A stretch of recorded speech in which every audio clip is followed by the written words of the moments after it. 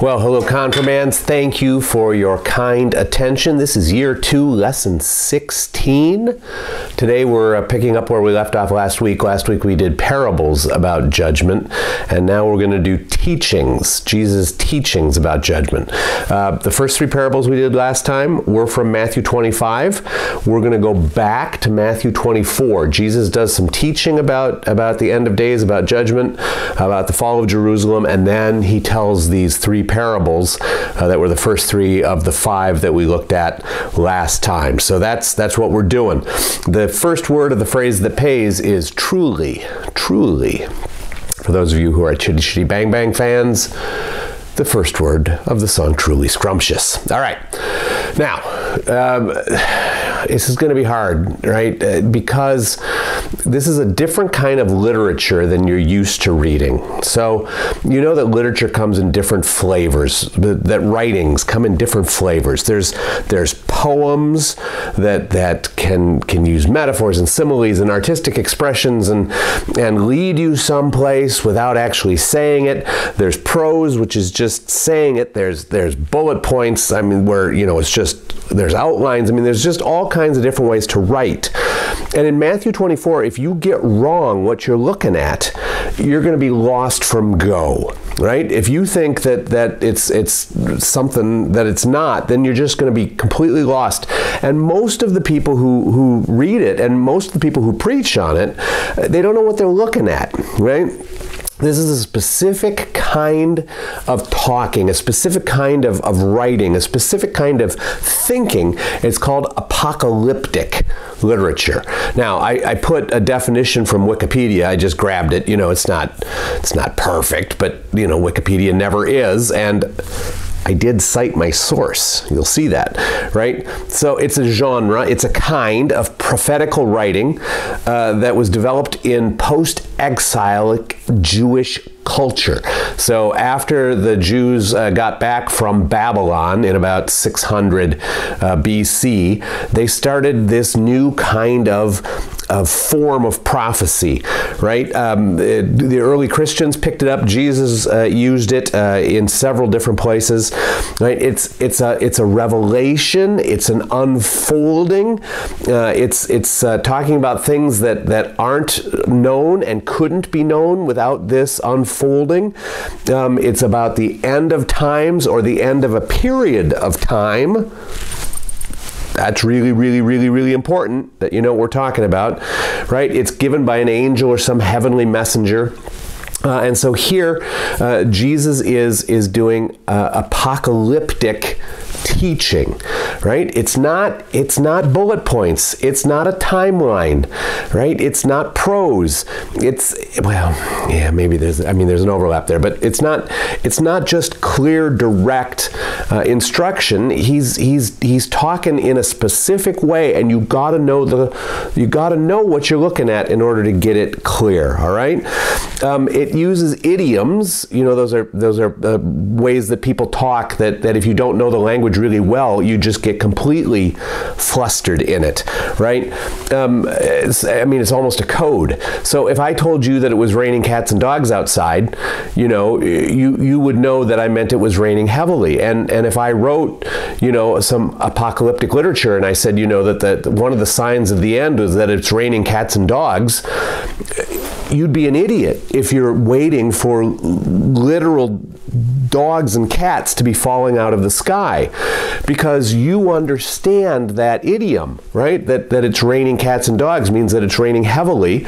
You wouldn't be looking for small animals, pets, you know, Fluffy and Mr. Socks, to be falling out of the sky. And this thing that we're looking at today, that's all over the place in here. So, you know, one example is in verse 15. You know, verse 15 says, when you see the desolating sacrilege standing in the holy place. Man, if you don't know what we're talking about there, you're just lost. right? The holy place is a part of the temple. The desolating sacrilege is an idol that's not supposed to be there, right? Obviously, right? And there are a couple of contenders for what Jesus is talking about there. In 40 AD, about 10 years after Jesus, one of the Roman emperors wanted to put his statue there, but he died before it got done. Later, when the temple fell in 70 AD, the Roman standards were placed in the temple, and that's the desolating sacrilege, right? But if you don't know, what we're talking about there, you're not going to know what to look for. You're going to be looking for some, world event, a desolating sacrilege in a holy place, and you're just going to be lost. More clearly, in verse, 29, right? In verse 29, right, immediately after the suffering of those days, the sun will be darkened and the moon will not give its light. The stars will fall from heaven and the powers of heaven will be shaken. There are lots of Christians who read that and they're waiting for, the sun to be blacked out and the moon to be blacked out and the stars to be blacked out and the heavens to shake, because Jesus says it. It's clearly, it's apocalyptic. And it's an idiom, it's a code that when Jesus was talking like this, all of his followers, raining cats and dogs. That just means that everything is unsettled. Everything is in turmoil. That it's so goofy, it's so chaotic that it's like the very heavens are being shaken, right? It's poetry, it's an idiom, it's an expression. And you got to know that. Otherwise, you're just totally on the wrong page. So, this is a kind of writing that's in code. It uses idioms and flourishes that are common to the day. So we gotta learn something when we unpack it, and it has layers.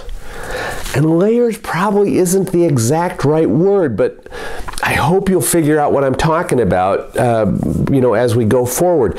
And I have an image for you that might help. And here, I just got to describe it. I have a ghost of a memory from my childhood of a book. I don't even know if it exists. Maybe I invented this book. I mean, sometimes my mom watches these videos. So, Mom, let us know if this is a real deal. But I have a ghost of a memory of a book that you'd open the book and it would be a picture book, and it would be a scene, and then there would be transparencies that you would lay over the picture and they would add to the picture.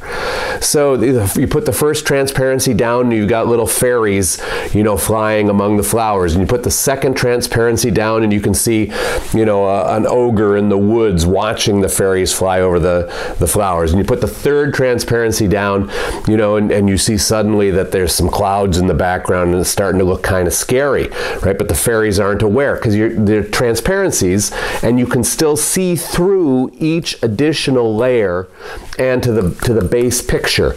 Now, if that kind of book doesn't exist, it should exist. And if one of you write that book, I want to cut, right? But I have a ghost of a memory that I had a book like this as a little kid. And it's the best way I know to describe to you how you should read apocalyptic literature, all right? So I have Matthew 24 written out for you here. We're going to read it together. I want you to read it and think about it. I've got it chunked up so that I can stop every once in a while and give you a few thoughts, things to talk about. But Matthew 24, it should be divided into 3 parts.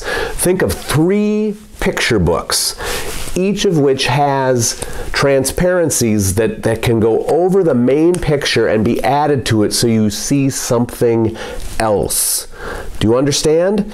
Again, I don't know if this kind of book exists, right? But each transparency you can see through, it adds, there's painting on the transparency, and you can see it, all right? The next words of the phrase that pays, if faith is there. If faith is there. All right. So, the first part of Matthew 24, the first major chunk, right, is verses 1 through 35. And then I've got it chunked into smaller chunks too. But 1 through 35 is about the destruction of the temple. That's for sure, right? And we're going to talk about that as we go, right? So the first, Jesus is with his disciples, and they're coming out of the temple, and one of them asks, look at these buildings, teacher, and Jesus starts talking about the destruction of the temple. So that's the first transparency that gets laid over this, that when we read these verses, we are talking about a specific historical event. So Jesus is talking maybe in 30 AD, something like that, the year 30, and in the year 70, what he talks about here happens. It happens completely like the man lays out. I mean, right down to it.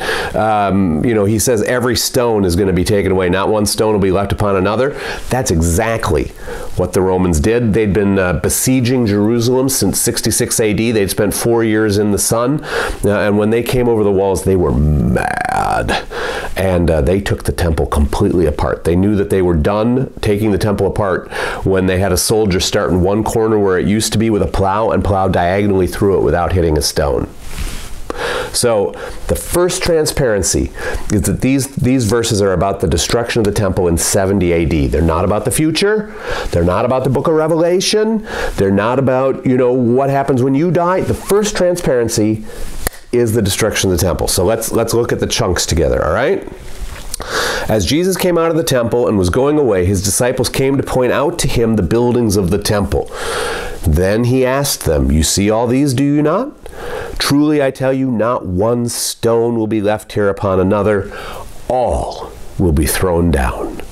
Right? So it is very clearly, very specifically about the buildings of the temple. And why were the disciples pointing them out? I mean, it was one of the great buildings of antiquity, of the ages.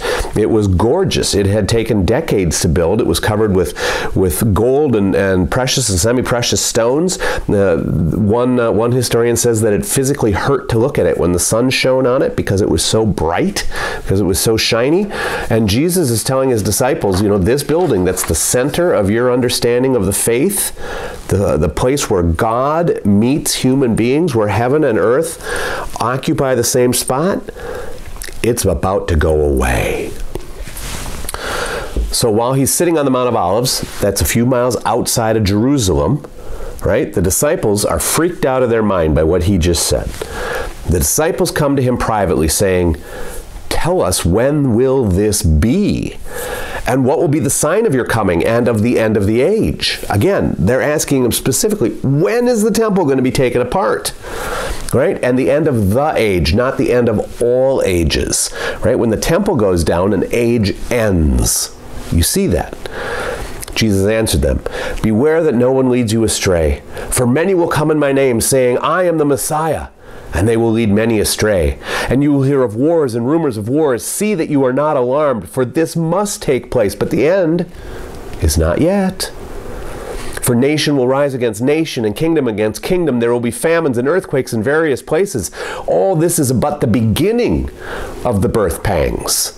All right, so when stuff starts to get squirrely, it's like a woman beginning labor. The baby's not here yet, but we got contractions and pain and difficulties that tell us that something is on the way. And one of those difficulties is that people will pretend to be the Messiah. One of them will be that false teachers will arise and try to confuse people, right? What are we talking about? We're talking about the years between 30 and 70 AD. Did those things happen? Yes, they did. Then they will hand you over to be tortured and will put you to death. You will be hated by all nations because of my name. Then many will fall away, and they will betray one another and hate one another. And many false prophets will arise and lead many astray. And because of the increase of lawlessness and the love of many will grow cold. But the one who endures to the end will be saved. And this good news of the kingdom will be proclaimed throughout the world as a testimony to all nations. And then the end will come. Keep control of yourself. It's the first transparency. We're talking about the end of the age, the end of the temple, right? Were the disciples tortured, some of them killed? Were they reviled? Were they scorned throughout the world between 30 and 70 AD? Why, yes, they were. Did people try to lead the church astray? Why, yes, they did. This happened. Was there an increase in lawlessness? Yes, there were. There were several rebellions that started here and in other parts of the empire that the Romans put down. It was a deeply unsettled time. So when you see the desolating sacrilege standing in the holy place, as was spoken by the prophet Daniel. So the emperor in 40 AD, he didn't get it done. Did people know that it was coming? We think they did. We think there was a hue and an outcry about it, and the emperor was going to do it anyway, but he didn't get it done, right? So the prophet Daniel, and again, it says right here, let the reader understand. I mean, that should cue you in that you need to know something about what's going on. You can't just read the words and make it mean whatever you want it to mean, right? So when this desolating sacrilege appears, then those in Judea, the place around Jerusalem, must flee to the mountains.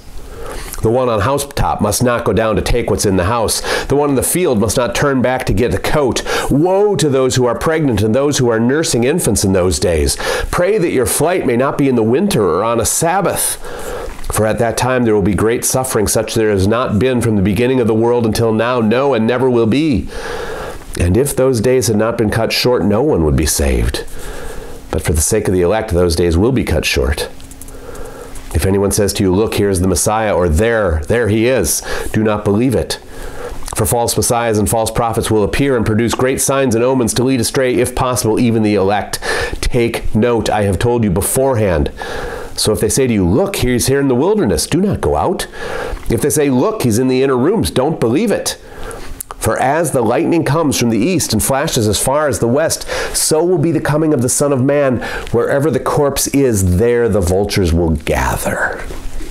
All right, so when the Roman armies surrounded Jerusalem in 66, there had been these attempted rebellions. There had been these leaders that stirred up the people and attacked Roman soldiers and attacked Roman supplies and Roman garrisons. And finally, the Romans got sick of it, right? And in 66, the legions were sent and they surrounded Jerusalem. The people of Jerusalem fled into the city and closed the gates, except for the Christians who remembered what Jesus said. They ran away. They didn't go and get their stuff. They didn't come down and talk about stuff. They just ran for the mountains. They got out of there with their lives. When the gates closed and the armies surrounded, no one else got out. A siege began, and it went on for 4 horrible years. The numbers are a little hard, but we think that there may have been as many as 1.1 million people in Jerusalem when the gates closed. That people had, that weren't followers of Jesus, that weren't listening, fled into Jerusalem, right? And then they have walls, they have gates, the gates closed. Maybe 1.1 million people, maybe that many. And the gates closed, the Romans surround them, they can't get over the walls easily, so they just starve the people out. And starve they did. That they ate all the food in Jerusalem. They ate all the rats and the pigeons in Jerusalem.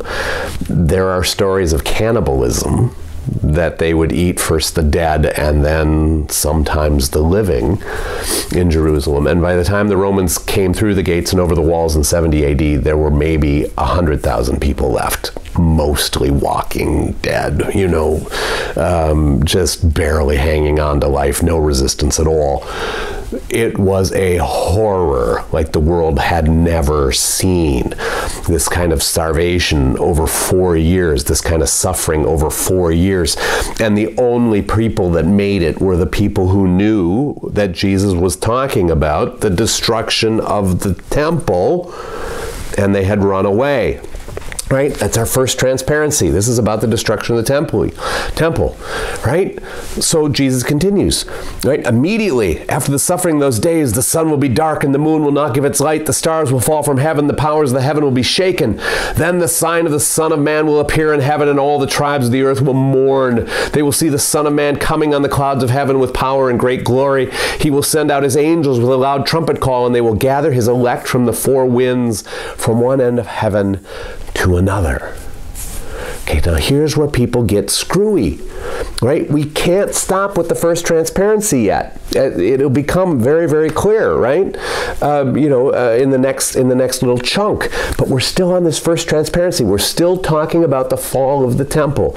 We're still talking about this period between 30 and 70 AD. And Jesus says that these three things are going to happen, right? That everything's going to be unsettled. The Son of Man will appear in the heaven, right? The Son of Man coming on the clouds of heaven. Now, a lot of preachers will tell you that means Jesus is coming down to earth on the clouds of heaven. That's not what it means. This is from the perspective of God. Jesus coming on the clouds of heaven is Jesus going up. This is Jesus' ascension that we're talking about. One of the great vindications of Jesus. He gets killed as a false prophet, as a false king. God raises him from the dead and lifts him up into heaven.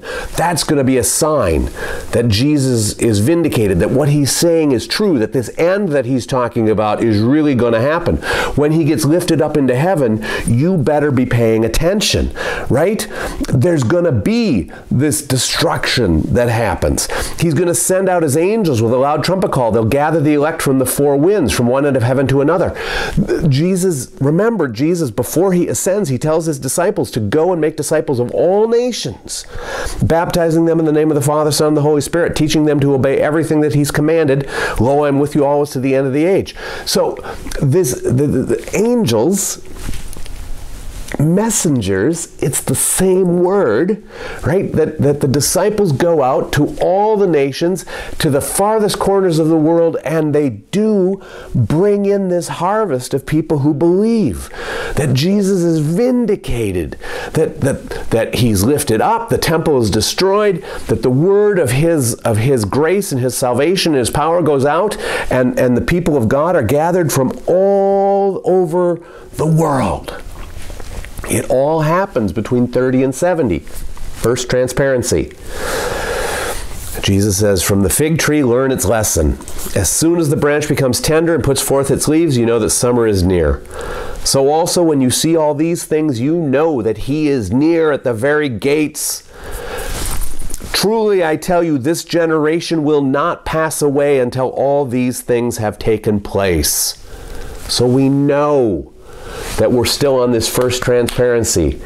This is stuff that's going to happen soon while the people sitting here are still alive, right? There's no other way to read that. This generation will not pass away until all these things have taken place. Heaven and earth will pass away, but my words will never pass away. This is rock solid. You can take this to the bank. That's how you're supposed to read these first 35 verses.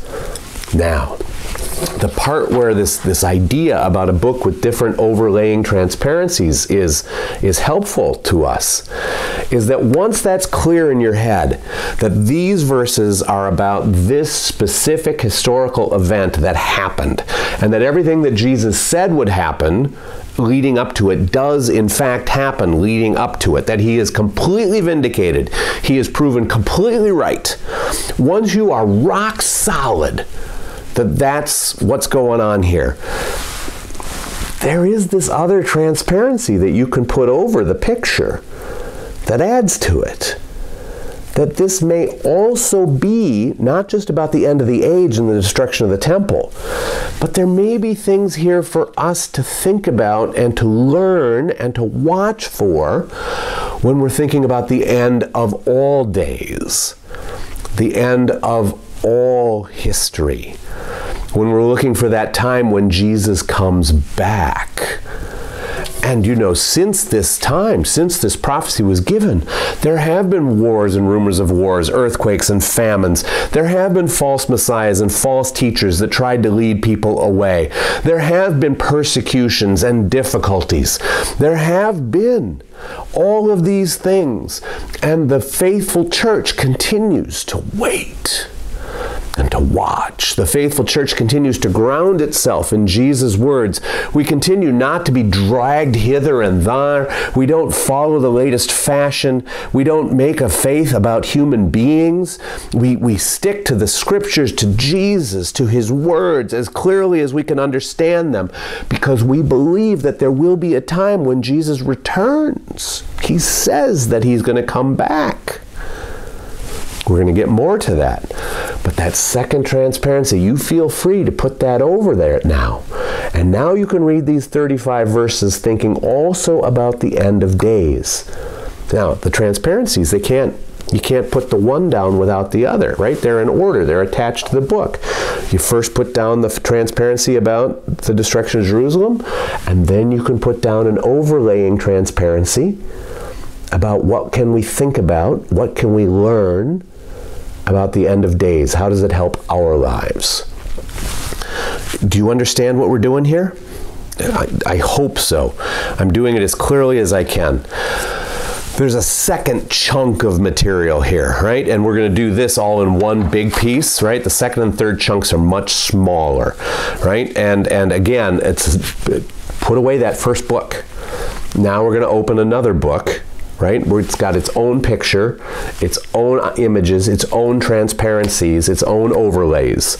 So this one, but before we do that, we should say the next 5 words of the phrase that pays. The believer cannot hold back. The believer cannot hold back. Okay, so the next book, the next chunk is verses 36 through 44, right? Now, for sure, the first transparency is also about the destruction of the temple in 70 AD. The second transparency is probably about the end of days. Remember, the last time we weren't sure. Maybe we can make these projections. But here, Jesus is doing both things. I mean, both transparencies are supposed to be here. And we know this because, remember, as we go, we're getting closer to the next chapter, chapter 25, where it is clearly about the end of days, those 3 parables of judgment that we've talked about. Okay, so let's read the chunk, and then we'll go back and look at the transparencies. But about that day and hour no one knows, neither the angels of heaven nor the Son, but only the Father. For as the days of Noah were, so will be the coming of the Son of Man. For as in those days before the flood, they were eating and drinking, marrying and given in marriage, until the day Noah entered the ark. And they knew nothing until the flood came and swept them all away. So too will be the coming of the Son of Man. Then 2 will be in a field, 1 will be taken and 1 will be left. 2 women will be grinding meal together, 1 will be taken and 1 will be left. Keep awake, therefore, for you do not know on what day your Lord is coming. But understand this, if the owner of the house had known in what part of the night the thief was coming, he would have stayed awake and would not have let his house be broken into. Therefore, you also must be ready, for the Son of Man is coming at an unexpected hour. All right, so the first overlay is absolutely about the destruction of the temple, right? You know, when's this going to happen? Jesus is still talking about that, and he says, you know, if you want a parallel, it's going to be like in the time of Noah. When the flood came, people were just living their lives. People were eating and drinking and getting married and being given in marriage. They were feasting, they were partying, right? They were sleeping, right? And the flood came and swept them all away. And he says, this thing that's coming, it's going to be just like that. And then he gives these 2 images, right? That there'll be 2 people in a field and 1 will be taken and 1 will be left. There'll be 2 women grinding grain, 1 will be taken, 1 will be left. Now, if you go on YouTube and you find the TV preachers, they're gonna look at that. They're gonna take that little sentence. They're not gonna recognize that this is a whole unit. They're not gonna recognize that this is apocalyptic literature. And they're gonna say, you know, there's a day coming when Jesus is gonna grab his elect people out of the world and bring them to heaven and pound on everybody who's left. Right? There's two guys in a field. We're going to save one of them, pound on the other guy. Two women, save one of them, put her here in heaven, pound on the other women. What's the parallel of this passage?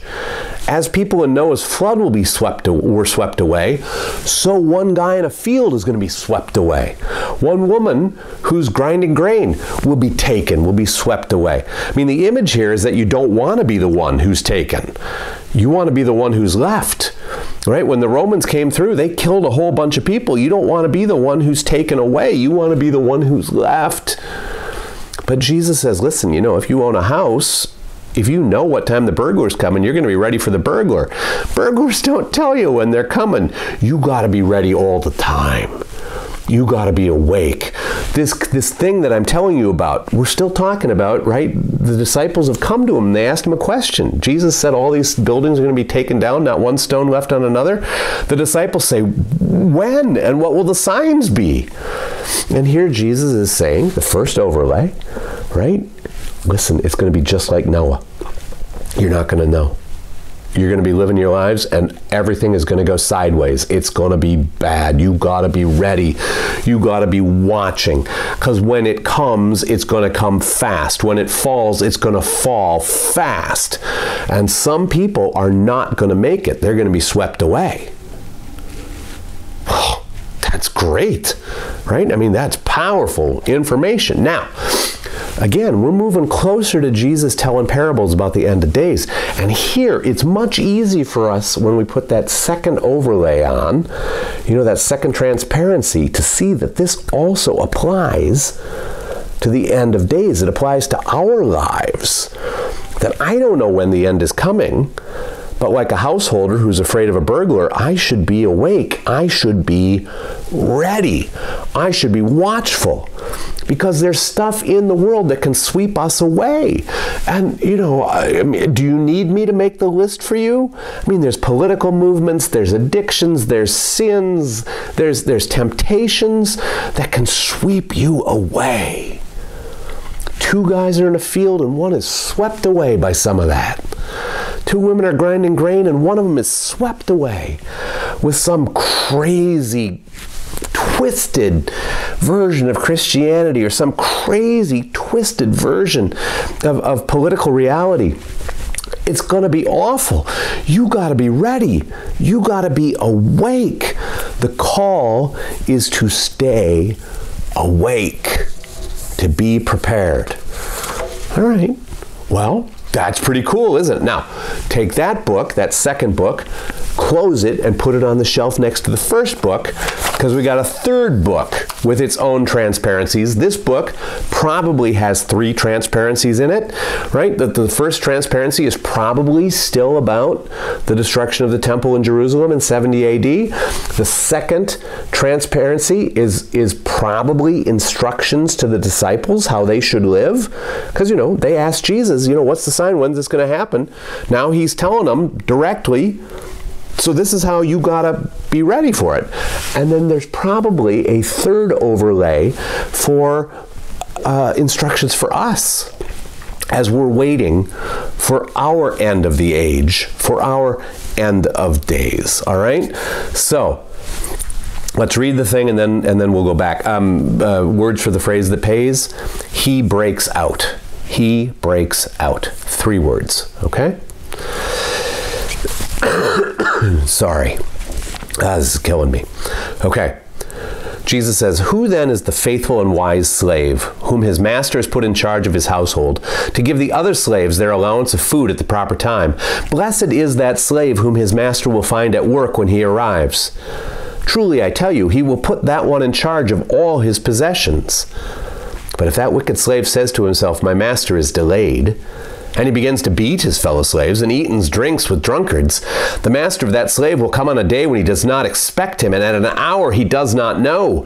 He will cut him in pieces and put him with the hypocrites, where there will be weeping and gnashing of teeth." All right, so you can see now, after all the things we've talked about the siege of Jerusalem, the destruction of Jerusalem, the starvation, the cannibalism, right, the destruction of the temple, you can see that first overlay. That Jesus here is saying, that there are wise and faithful people who keep their heads on, who stay alert, who stay prepared, and they don't taste destruction. And then there are foolish people who sleep and get drunk and you know, get in fights and make trouble. And when this comes down, they're going to be cut to pieces. There's going to be weeping and gnashing of teeth. Well, that's just perfectly clear, right? I mean, it's absolutely that first overlay. But then there's that second overlay, that second transparency, that this is also instructions for the disciples. Listen, you've got work to do. You cannot just coast until these things come down. You have responsibilities to feed and to care for and to provide for all of the other slaves, all of my other children, Jesus says. And if you do your job, when I return, they will all be safe and you will be safe. If you remember, if you listen, you will all be preserved, and I will put you in charge of all that I have. You will enjoy all of my stuff. But if you go to sleep, or if you get in fights, or if you spend your time eating and drinking and being stupid, baby, when the curtain comes down, it's going to catch you. And it's going to kill you. That you will experience a pain and a loss that you can't imagine. You will have failed to do what you were called to do, and you will be caught in the trap yourself. Do your work. Every day, do your work. Third, transparency. This is probably for us too. Right? And this is about, you know, either the end of days when Jesus comes back and stops history, or it's about the end of my days, you know, when I close my eyes in death, the end of your days, when you close your eyes in death. God willing, it'll be me way before you. God willing, you'll have a long and healthy and productive life between this day and that.